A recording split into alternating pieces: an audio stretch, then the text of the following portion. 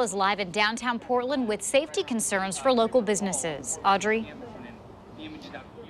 Yeah, well, actually, tonight you mentioned that unified command, and they declared an unlawful assembly at a protest that ended up here at Portland State University. And we'll show you some of this damage. This is the Starbucks on Park in Montgomery. You can see this shattered glass. Pretty much all of the windows here and on the other side of the Starbucks are broken out. And the Multnomah County Sheriff's Office says that protesters also poured flammable liquid inside, and they said officers actually stopped an arson here, and there are police officers still here right now. Also on our way over here, we saw windows smashed at Kramer Hall and at the PSU campus public safety office. And it's this kind of thing that are the reason that other businesses who haven't boarded up already are boarding up ahead of the election.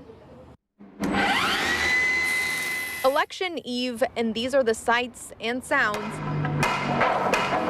in downtown Portland. It's the first time we've ever done anything like that. DOLAN owns ECRU Modern Stationer. It's been around 14 years, this location for 6, and even through the 2016 presidential election and so far this year, not a scratch. We've been worried about it because our front windows just look ripe for crashing, but we've been very lucky.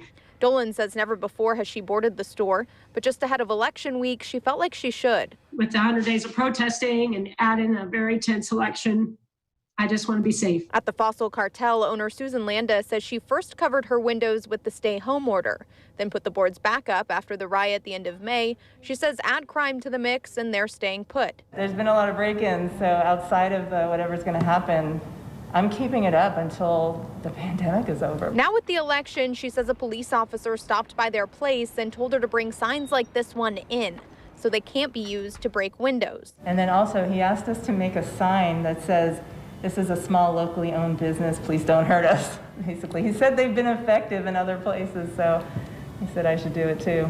Are you going to?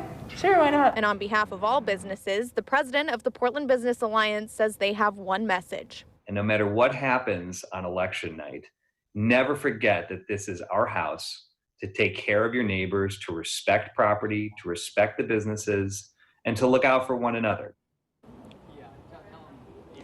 And the Multnomah County Sheriff's Office said that they have made at least 2 arrests tonight related to this unlawful assembly. They remind the public that this unlawful assembly is still in place right now. And Multnomah County Sheriff's also said that they're still doing patrols in this area. As far as the rest of the week, Portland Police and PBOT have issued some advice for businesses, like generally being aware of what's going on, also putting away things like furniture or anything else that could be used as a barricade or thrown or used as fuel for a fire. Reporting live in downtown Portland, AUDREY, WEIL, Fox 12 Oregon.